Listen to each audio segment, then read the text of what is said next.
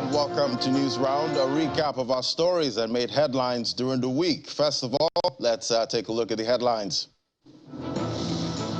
Lagos High Court sentences a Danish man, Peter Nielsen, to death by hanging for killing his wife and 3.5-year-old daughter.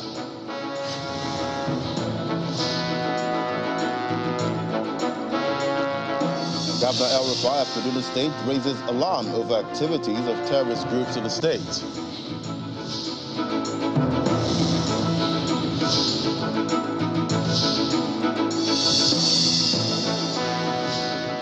And President Buhari pays condolence visit to new president of United Arab Emirates and ruler of Abu Dhabi as seeks stronger ties between both countries.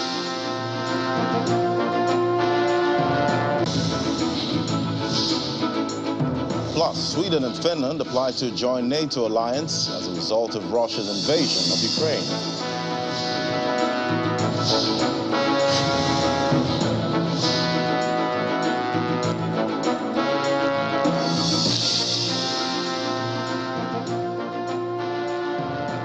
And that's News Round in View. We'll begin at the courts where justice seems to have been served as the Lagos High Court has sentenced a Danish national, Peter Nielsen, to death by hanging for killing his Nigerian wife, Zainab, and his 3-year-old daughter. The judgment was delivered by Justice Bolanle Okikiolu-Igile, and Mr. Nielsen was arraigned by the Lagos state government before the court on a 2-count charge of murder contrary to Section 223 of the Criminal Laws of Lagos 2015. On June 13, 2018, the Lagos state government had arraigned a citizen of Denmark, Peter Nielsen, on a 2-count charge of murder. Before the Lagos High Court sitting then at Igboshere, Nielsen, who was then 53 years old, had pleaded not guilty to killing his 37-year-old wife Zainab and their 3-year-old daughter Petra. After his plea, the court ordered his remand in prison and fixed trial for October of the same year. At his trial, the defendant told the court that he watched a football match with his wife a night before her death. After the match, he claims they had an intimate time before going to bed. He also said that around 2:30 a.m., they were both woken up by their daughter, who said she wanted to watch cartoons. While his wife took the little girl to the sitting room, he went back. He eventually woke up around 7 a.m. to find her body and that of his daughter dead on the kitchen floor. He claimed that there was a strong smell of gas when he opened the kitchen door, and all efforts he made to resuscitate them yielded no results. In a judgment which lasted over 5 hours, Justice Okikiolu-Igile said she relied, among other things, on the post-mortem examination carried out by the consultant pathologist, who put the cause of death as head injuries and asphyxia or suffocation, which could not have been self-inflicted. On whether the deaths were caused by the defendant, the court recounted several testimonies given by the prosecution witnesses, which suggested a history of domestic violence. In the end, the judge also held that the fact that the defendant did not immediately call for help when he claimed to have found the bodies made it difficult to absolve him of having a hand in their death. The court pronounced that he be sentenced to death by hanging.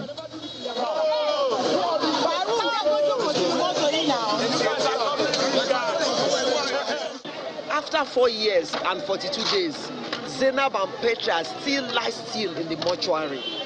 But the only shooting ban, the only joy that we'll have is that justice has been served. The late Zainab, popularly known as Alize, was promoting her music before she was murdered. Shola Shoyele, Channels Television News. And terrorists have attacked travelers along the Kaduna-Abuja highway and abducted an unspecified number of persons. According to the spokesman of the Kaduna State Police Command, Mohammed Jalige, the terrorists blocked the Audugwe portion of the highway and intercepted vehicles, and in the process abducted some persons. I also want to reassure members of the public that the propaganda or this issue of Kaduna cannot be accessed either by road, by air, or by train is not true. The road is safe for motorists to follow, and we'll try our best to keep the road safe. That promise of safety on the Abuja-Kaduna highway has been broken yet again, as terrorists in their numbers have brazenly struck again, taking an unspecified number of persons captive. At about 4:20 p.m. on Tuesday, the terrorists struck, blocking the Audogbe portion of the highway near Katari village and intercepted some vehicles. In the process, they took dozens of travelers away, and 24 hours, no word from the abductors.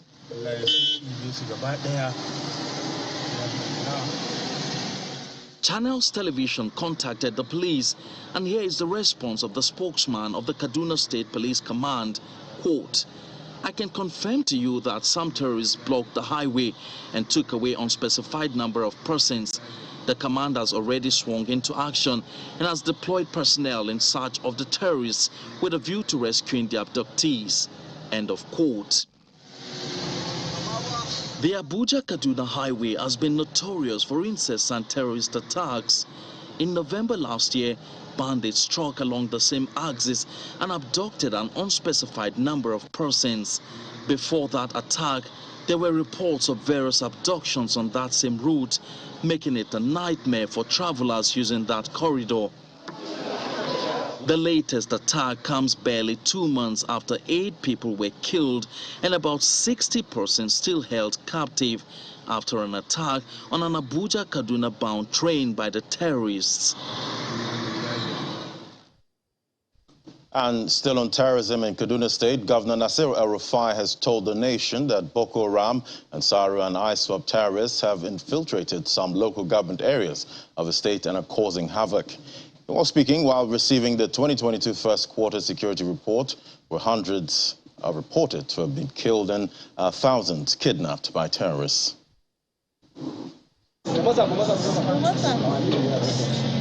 360 persons have been killed by terrorists in the first quarter of 2022 in Kaduna State, according to the state government, a figure that has alarmed the authorities. That casualty number is besides the over 1,300 persons that were kidnapped under the period, which is why Governor Nasir El-Rufai is meeting everyone within the hierarchy of leadership here at the government house as it reveals a disturbing development that drives terrorism. The first great concern is the emergence of Boko Haram terrorist enclave, as well as the activities of Ansaru, particularly in Birnungwari and Chikun local governments. Amongst those kidnapped from the train, Abuja-Kaduna train, was a former roommate and classmate of mine. Throughout the period that he was in captivity, it was very clear that the terrorists were making comments like the forests in Kaduna are even better than Sambisa, so they should all relocate here. I think this is an area we should be very concerned about, and this is why we've been making the point that the problem of insecurity now has moved from the northeast to the northwest. With terrorists now making major inroads into the northwest, the state governor also raises concern over a possible threat to the 2023 election if nothing is done. If we don't improve the levels of security in some of our local governments like Birnungwari, Chikun, Giwa and Igabi, it may not even be possible to hold elections in those local governments. And if we cannot have elections in 4 to 6 local governments, I wonder whether it will be possible to have elections at all in Kaduna State. With this revelation by the Kaduna State government, arguably nothing is of greater priority at the moment beyond ensuring the security of lives and property, as about 60 people are still being held captive by terrorists from the March 28 Abuja-Kaduna train attack in Chikun local government area of the state. And the Lagos State Governor, Babajide Sanwo-Olu, has now placed what he calls a total ban on motorcycles, popularly called Okada, from highways in 6 local government areas of the state. Governor Sanwo-Olu, who made the announcement during a security meeting in Ikeja, listed areas affected to include Ikeja, Surulere, Tiosa, Mainland, Apapa, and Lagos Island local government areas of the state with effect from June 1st. This decision is coming a few days after an engineer, David Sunday, was killed in Lekki by suspected motorcyclists.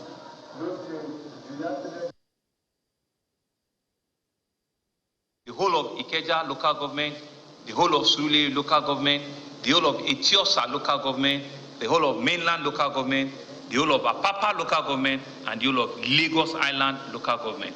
A total ban on this and all of the highways effective from the 1st of June. This is the first banning that we're going to be embarking on, so that others know that within a short while, it's either they get out or they look for something else to do. And from 1st of June, there are LCDs that are underneath them. We're going to publish them. We're going to list all of them. And so we're given the notice now, right, where you can begin to do your recce, begin to do, your strategy.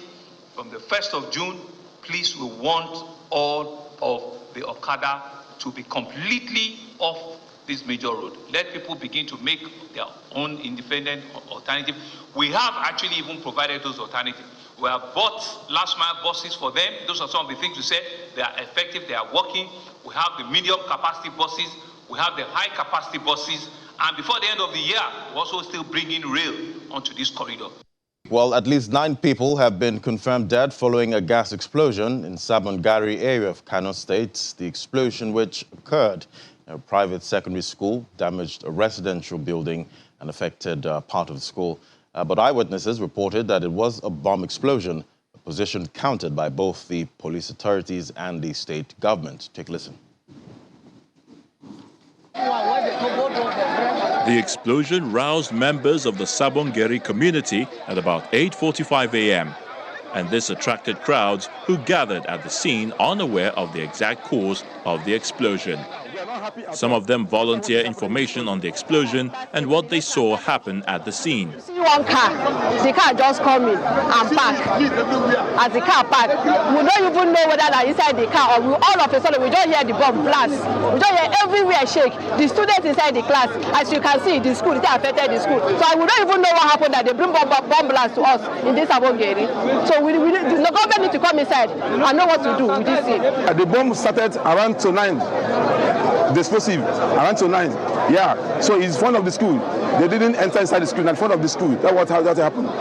So we have many injured, both students and the teachers, and the parents that bring the school, the tuition inside the school.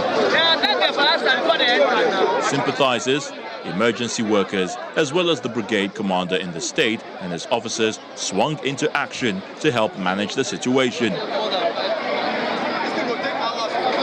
I say if you have no any business here, please go away from here. Kano State Police Commissioner arrives the venue and tells newsmen later that it was not a bomb explosion, but a gas cylinder that exploded very close to a welder's workshop.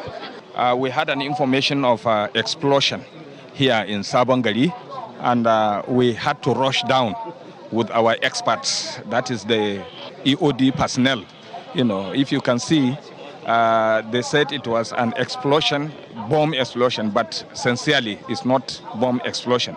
It's gas cylinder explosion. He further stated that rescue workers are making efforts to rescue people trapped beneath the rubble of the building where the explosion occurred. As at now, these are the only 4 casualties that we have.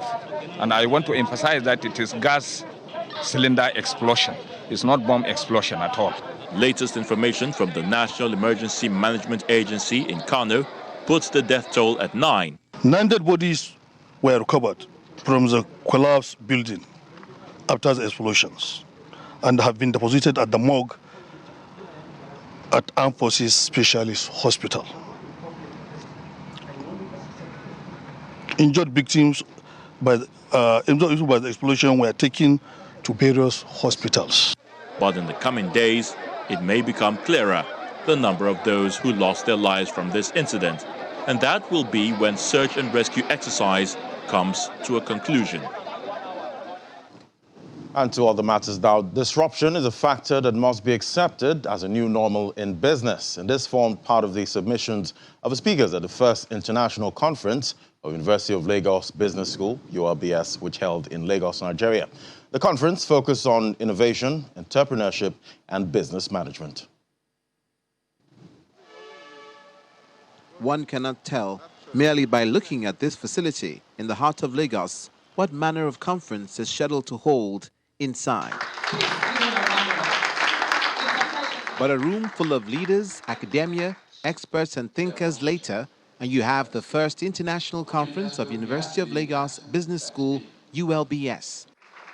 You get the sense that something special is afoot when Professor Patu Tommy takes the podium with his keynote address. Our country is challenged, as we all know. We know that in the last couple of years, there have been emblems raised around the underachievement of our country. Understandably, in 2018, we had, of course, that unfortunate outcome of the study by the Brookings Institution that found that in spite of the fact that India has probably 7 times as many people as Nigeria, we had overtaken them in the number of the absolute poor in the world, which gave us this awkward sobriquet of being the poverty capital of the world. He mentions the role of competition. Rajan and Luigi Zingales wrote many years ago a book that's titled Saving Capitalism from the Capitalists. The biggest dangers to capitalist progress are today's successful capitalists. The business of business is to destroy today's successful ones by producing something superior to what they produce. And 2 things have been learned by me today. And after a journal highlight, the University of Lagos Business School Business and Management Review is unveiled.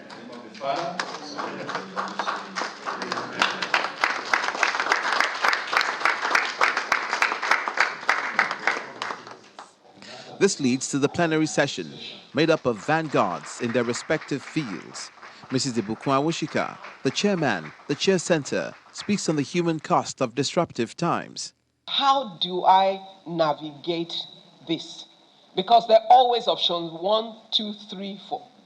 Are you going to shut down and give up on the business? That's really never the option. Because you know that you didn't jump into this. Even if you did, it's become a part of your life. So you don't run out overnight. The triumvirate ideas of innovation, entrepreneurship, and nation building.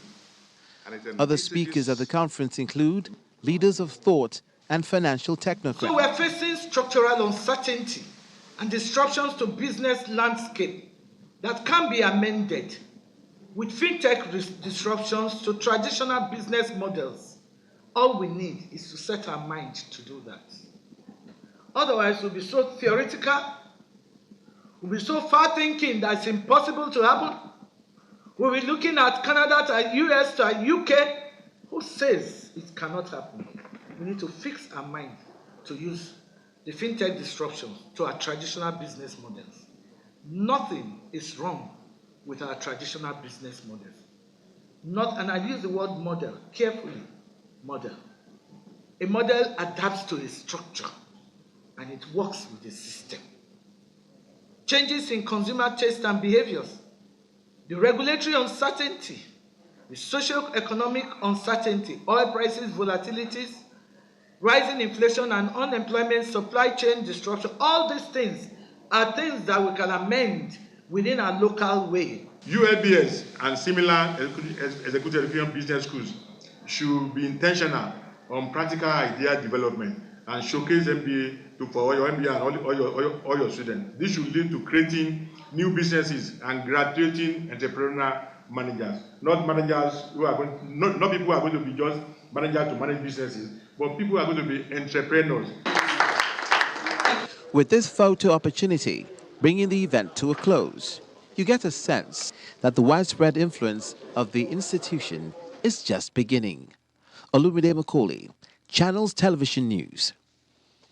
And President Muhammadu Buhari has met with the new president of the United Arab Emirates, His Highness Sheikh Mohammed bin Zayed Al Nahyan, to convey his condolences on the passing of the former president and ruler of Abu Dhabi, His Highness Sheikh Khalifa bin Zayed Al Nahyan. The spokesman to the president, Garba Shehu, explains that aside from commiserating with the new president and the people of UAE on the passing of his brother, President Muhammadu Buhari also used the opportunity to discuss strengthening of bilateral relations with the UAE. President Muhammadu Buhari observed Jumat prayers at Sheikh Sultan bin Zayed I Mosque on the second day of his official visit to Abu Dhabi. He joins other Muslim faithful in a service where prayers centered on the passing of the 16th ruler of Abu Dhabi and former president Sheikh Khalifa bin Zayed Al Nahyan. The president then proceeds to the presidential palace to pay condolence as well as congratulate the new president of the United Arab Emirates, His Highness Sheikh Mohammed bin Zayed Al Nahyan, on his election. Behind closed doors, the two leaders who share a growing bond which has fostered mutual cooperation between the two governments in areas of economy and defense met. The president had earlier affirmed the UAE's assistance in illegal assets recovery and tracing of terrorists' funds. When we came, President Muhammadu Buhari condoled them, and he also prayed and congratulated the new president on his elevation to that position. Members of the president's delegation are optimistic that this visit would further translate into far-reaching economic gains for Nigeria. Like in the area of artificial intelligence, in the area of robotics, in the area of big data analytics, particularly to our security institutions. This will help them in addressing the challenge of terrorism, banditry, and kidnapping. And that is why you will discover in this country, when a crime is committed, it's just a matter of maybe 10 to 15 minutes, they will be able to intercept the criminal. So we need such kind of technologies. The aviation minister, Hadi Sirika, also affirms that Air Nigeria would begin operations in a few weeks. Well, Air Nigeria is on course. We have applied for the license at NCAA. We're sure we're getting the license in the next couple of weeks. It will come out, and once the license is here, we'll begin to operate within the country, domestic operations. Perhaps to start the usual leg, Abuja, Lagos, and then expand to other routes within the country. And maybe 6 months down the line, we'll begin international. Those are open, as much as our own is also open, to mutually benefit from each other in terms of job creation and so on. President's condolence visit incidentally comes on a day the United Nations General Assembly pays tribute to the late Sheikh Khalifa as a mark of respect by observing a minute's silence. Nigeria's president now hopes to crystallize conversations with the new president, particularly on areas bordering on technology and security, going forward. From Abu Dhabi, Gloria Umezuke, Channels Television News. And finally, on News Round, Finland and Sweden formally applied to join the NATO alliance at the Allied headquarters, a decision spurred by Russia's invasion of Ukraine and setting in motion an accession process that is expected to take only a few weeks. Sweden and Finland were both neutral throughout the Cold War, and the decision to join NATO is one of the most significant changes in Europe's security architecture for decades, reflecting a sweeping shift in public opinion in the Nordic region since Russia's invasion in February 24th. And I warmly welcome the requests by Finland and Sweden to join NATO. You are our closest partners, and your membership in NATO would increase our shared security. The applications you have made today are an historic step. Allies will now consider the next steps on their path to NATO. The security interests of all allies have to be taken into account, and we are determined to work through all issues and reach rapid conclusions.